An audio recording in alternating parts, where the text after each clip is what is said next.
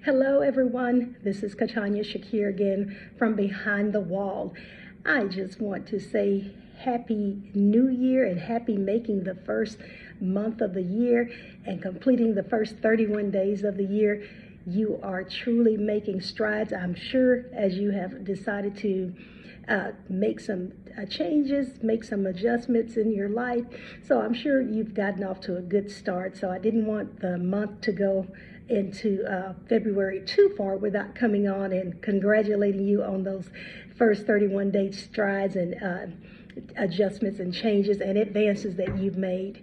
But the first 31 days I've actually been doing a wisdom challenge with the organization that actually popped up on my Facebook, and I've been doing that with them. And I didn't get to do the full 31 days as far as when they were going through the book of Proverbs, which as we know has 31 chapters.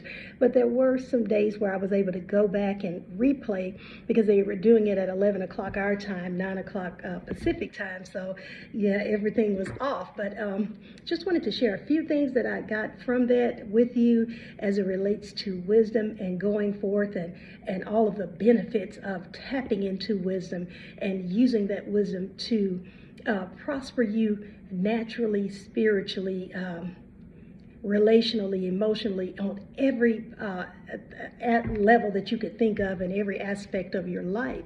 So a couple of things, there was one day were talking to, the young man every day he had somebody come on and they would go through the book of Proverbs and that person would share his or her thoughts. But two or three things that I gleaned from the days where I actually got to tap in.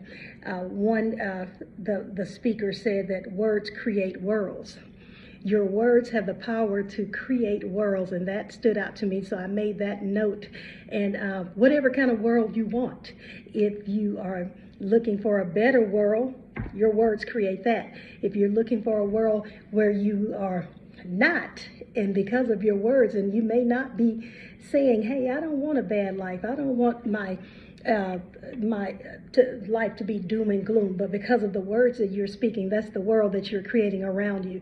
So I thought that was very powerful, how I need to guard my words and be certain that whatever I'm saying is building up and encouraging and going in the direction that I want my life to go in. So I watch those words, and so that just made me attentive to my words. And that was on one day. And then another day it says, the speaker said, what belongs to you is going to flow to you. Whatever that is, some things that we have aspirations and ambitions for, and some desires that we have, if it's for you, it's for you, it's going to flow to you. But we just have to get in alignment, and we have to line up and seek wisdom. And with all of that getting of the wisdom, we need some understanding and some knowledge so that we can apply the wisdom that we have. So if it's for us and we're desiring it, it is likely that it can come to us. It can and will come our way. But there are some practical things that we have to do in order to bring those things forth. And the last note I have here is that you are valuable. You are valuable. Oftentimes, because of our perception of ourselves and our perception of others, we don't hold ourselves to an esteem that makes us believe that we're valuable. It's funny, other people can see it many times, but we ourselves cannot see it. But I want you to know today that you are valuable. Social media and television and all of these things and even the Hollywood scene and all of those things have gotten our thoughts and our mind and our thought processes off to where we judge ourselves based on what those things portray to us. But that's not the full picture, and that's not even in many cases the picture that we need to have of ourselves. We need to know that we are truly valuable, that we bring something to the table. I'm sitting here at my table now. I bring something to the table for the people in my life. And likewise, so do you. You are valuable in your own way. So there's scripture that says it is not wise to compare yourself against with others, that you're not moving in wisdom when you're looking on another person's thing and what they have and how they're doing things and comparing and judging yourself based on that. You need to know who you are, and you need to know that you are valuable. So as I went through that 31-day challenge, even on the days when I did not participate and get to hear the lives, or even to go back and do the replays, there were still some things that I was applying based on what I know that I desire. I need wisdom. So I began to, even if I didn't get to hear the segment or the live sessions of these talks about the whichever book we were on in the Proverbs, I still was mindful, because I've been feeding my mind and my spirit that idea of wisdom and the benefits of wisdom. So keep that in mind. Maybe you can get something from those 3 things. There were some other things, but I thought those were the most powerful for me and for what I need at this point in my life. So I wanted to share that. And in the midst of that, last month I was able to get back focused, and I got my vision board done. Yay for me. And in January, and I'm looking at it on my screen. I have my computer screen up as well. Take control, eating well, living well.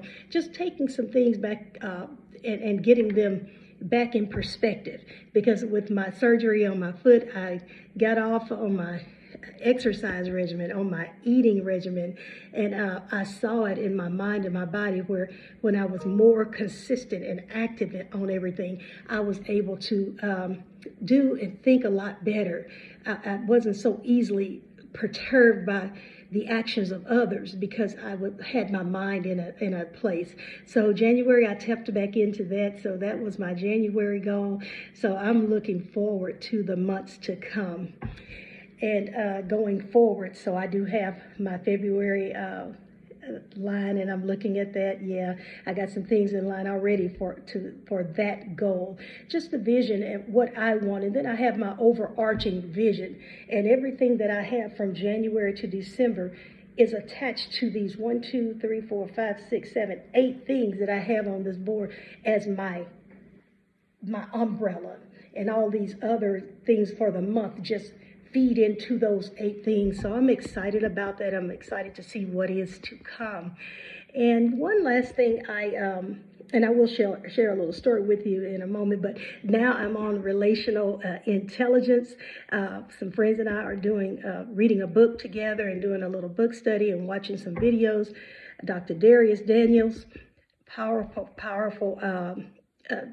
speaker, motivator, minister, preacher, pastor, all of those things. And he's sharing some things about how we relate to each other in every type of relationship, whether it be friendship, husband, wife, romantic relationships, whatever it may be, but how we relate to each other really determine our dominance and where we're going, how we're going to dominate in this life, and how we're going to bring things to come forward. So I'm looking forward to this next month that we're reading this book and listening to his videos.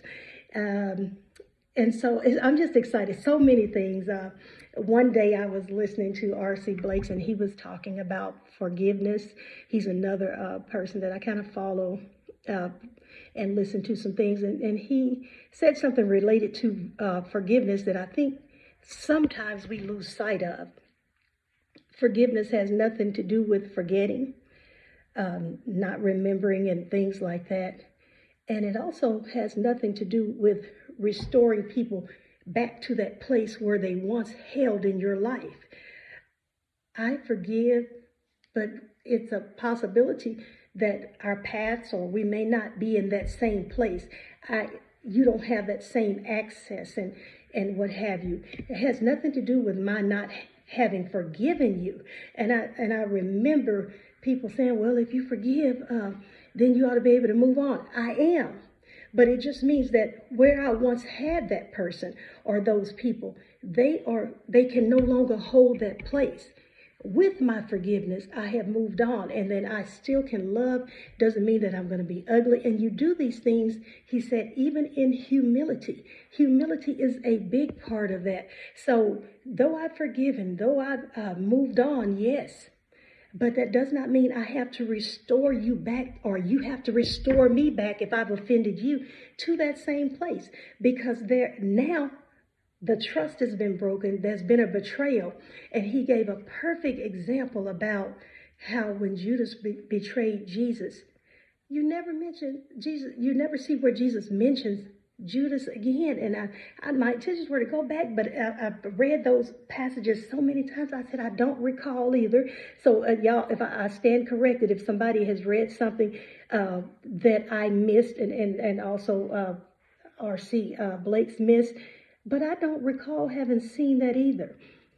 And Judas's betrayal served a purpose. So we need to learn to embrace the betrayal. It's okay, but it hurts. But the thing is, it's serving a purpose.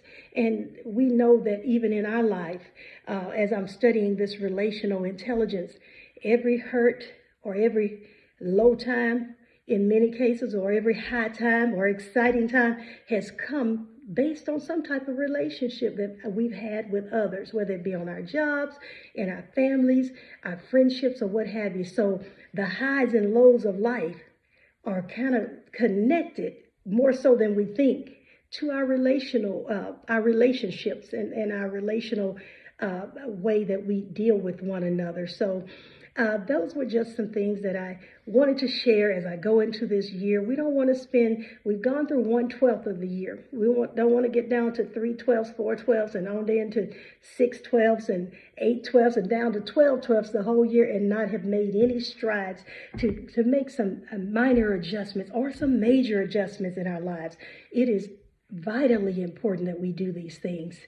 So before I leave, though, I do want to share this with you. How sometimes we can get in a tailspin and we can find ourselves repeating a cycle after a cycle. So I thought about when they started working on the road, Daniel Road, which is near where I live. And when they first started doing it, it was just such a mess. It's still a mess now. Those who may live in the area out here between Duncanville, Cedar Hill, Dallas, in this sector, it's still a mess. But at the beginning, it was just horrible getting through there. And I was so accustomed to leaving my house and going in that direction. And I did that so many times. And every time I get close, I'm like, dang, I was intending to go another way. Because it's like when I would come through it, I would think, I'm not coming back this way. And I kept doing it and kept doing it. And it came to me one day, when you become so accustomed, so rooted and grounded in the same routine, it's hard to break. Even though you know it's going to cause you some delays, some frustrations, some anxiety getting through that, because you can only go through one lane in this case. How many times do we keep going and going and going because it's become a routine, because it has become something that we're just accustomed to and it's familiar?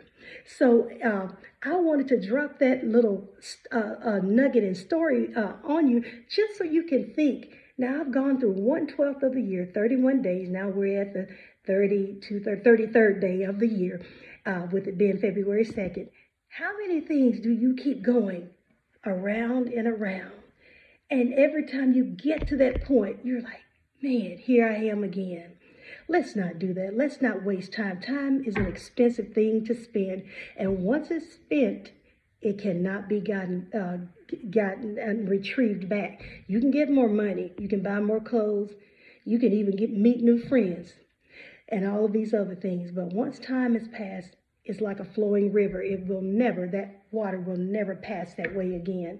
So let's be mindful of that and see if you can pull something from that. Look at your life and see if there's some things that it seems like you keep going around and around and getting to the same place that you have been in. And when you get there, you recognize it because it is familiar. And then don't be like I was. Man, I was intending to go another way. So I just wanted to share that with you as we go off and into the days and days to come. We don't know what is ahead. We don't know what is ahead, but we do know where we've been. So with that having been said, let's try to go past those roadblocks and all of those little detours and all those things that come up, especially when we've traveled that way before. So I want you to take care of yourself, love yourself, and be good to yourself. so that you can be good to others. Again, Katanya Shakir from Behind the Wall. Have a good day.